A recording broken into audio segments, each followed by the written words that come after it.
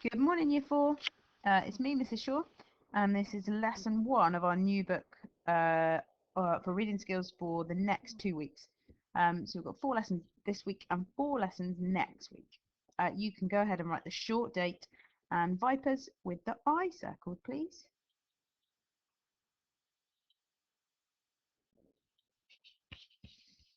Okay, let's have a go at this question on the right. And it says, complete the sentence by adding a prefix and a suffix. So a prefix goes at the beginning and a suffix goes at the end. And this is our root word, appoint. And here's our sentence. The team were extremely when they lost the match in the final 10 minutes. So appoint would obviously go in the middle, and then hopefully you would think of a prefix. You've got prefixes such as un or re, but in this sentence, on this occasion, is dis. The team were extremely disappointed when they lost the match. Well, we know that it's past tense were. I think that's the only past tense word. Lost is the other one. So we know it's in the past, so we need to add ed. So that's our suffix ed. So disappointed. That's our word. Let's have a look at our new text. That's going to get in the way. So let's go full screen. So this is our new book. It's called The Secret Diary of Kitty Cask, and it's The Smuggler's Daughter. So it's kind of a double title. This is probably the main one, and this kind of tells you a bit more about it. So already I think we know from the cover quite a lot. Can you have a think about what it says and shows you? So looking at the cover, what do you think this cover, without reading the book at all, what first impressions do you get without reading the blurb even? We're going to go into the blurb in a minute. Can you give 2 inferences, kind of predictions, but things you think you already know about this book? Because inferences are based on what we can see, what we read or what we see, and previous experience. So what do you already know about the things that you can read or see?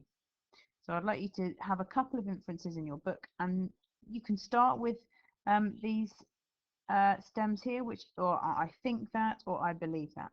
So a couple of things that you think you know, kind of predict about this book. So you can pause me now. Okay, so no right or wrong answers here. A couple of interesting bits. I mean, the smuggler's daughter gives you an idea that we think that this is Kitty, maybe. She's the smuggler's daughter.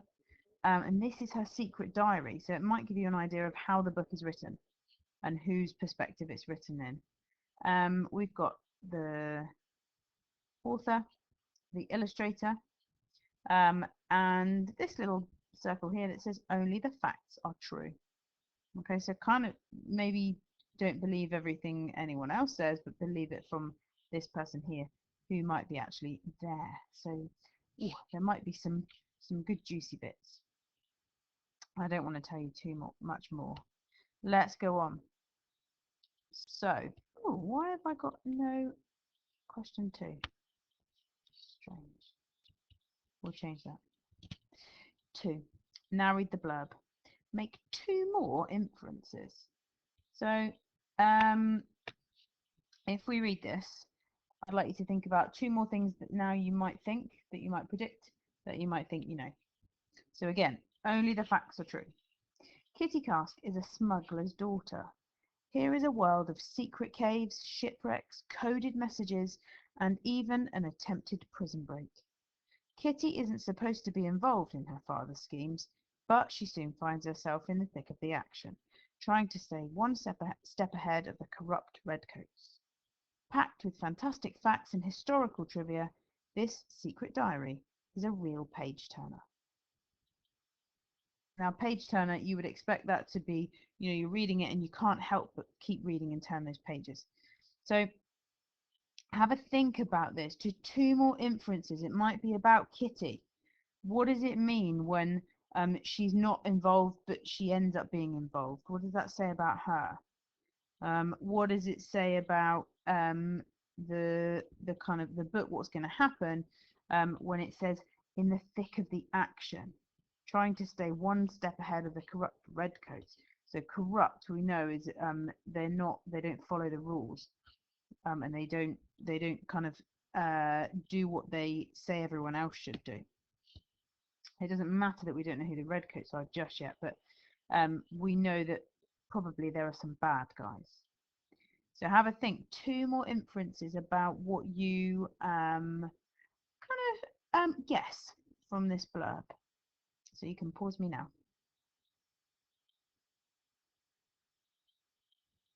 Okie doke. So final one. Change it to 3. Made a mistake. It says read pages 1 to 3. And then you're going to make your last 2 inferences. So things that you think are going to happen. Maybe possibly they kind of could be a bit of a prediction. And consider what the text tells you about Kitty and her character. Because we know that it says it's the secret diary of Kitty Karsk, and it starts off on page 1, which I'll read you in a minute. My name is Kitty Karsk, so we know it's written by her, and it's from her perspective. It's her story. So, before we start this, on every single page, pretty much, most pages, there are these bits down the bottom, and they're kind of footnotes and kind of like a mini glossary for bits and bobs on the page. So when you get tiny numbers, you look down the bottom of the page and you should find what that thing means, because there will be lots of bits and bobs that you might not know the meaning of, but also it wants to give you extra information. So this one here, it's after the word Cornwall, and it says Cornwall is the most westerly county in England, with the county of Devon its immediate neighbour to the east. Sticking out into the sea, it has the North Atlantic Ocean on its northern shores and the English Channel on its southern. So I won't read you all of these because it kind of cuts up the text a bit. I think anything that is important will pop in there, but it does interrupt our flow of our story. So anything vitally important we'll check down the bottom, but anything else will just carry on.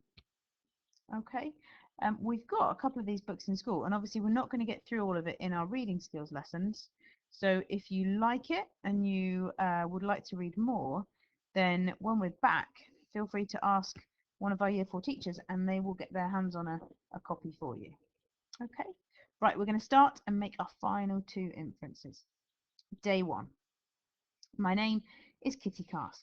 That's Kitty, short for Catherine, with a K, but I've never had anyone call me by that name.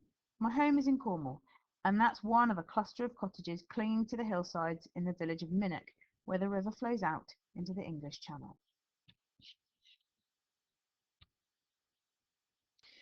The French call the channel La Manche because they think the strip of water looks like a coat sleeve. Trust them to think of fashion. A Frenchie is more interested in the cut of his trousers than in ruling the waves.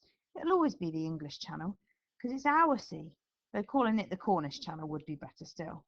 Sometimes angry, with raging white waters, it tosses aside boats like my little sister Esme throws her toys from her cradle. Wind howling like when Esme has a tooth coming through. But more often than not, it is our friend and provider, even if it can never be tamed. Most of us living in these parts earn our daily bread from the sea. My father says that's because very little of Cornwall is more than a day's walk from the coast. So long you don't turn right and end in Devonshire. These are exciting times, so I've decided to keep a diary of all that's occurring, putting on paper my thoughts and memories and the comings and goings in our village by the waves. There we go. So he says, as long as you don't end up in Devon, because he doesn't reckon you should go there. It's a dangerous place over the river. Okay, so those are our first 3 pages. Hopefully a nice little teaser for you. So if you would like to now, so because our third point was make 2 more inferences based on those 3 pages, feel free to rewind the video, read it again yourself. I'll just leave it there for a minute so you can pause it there, and in a second I'll go to the next 2 pages. But have a read and make your final 2 inferences.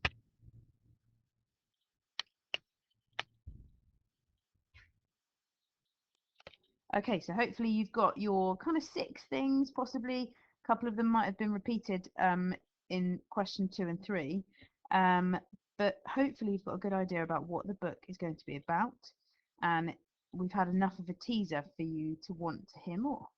I would like you to write your opinion of this book under your answer. So have a think. Do you think you like it? If not, why not? If you do like it, why do you think you like it or going to like it? And we'd really love to see your photos of all your inferences, your predictions, and your opinion. Hope you have a good rest of your day, and I will speak to you tomorrow. Bye, Year 4.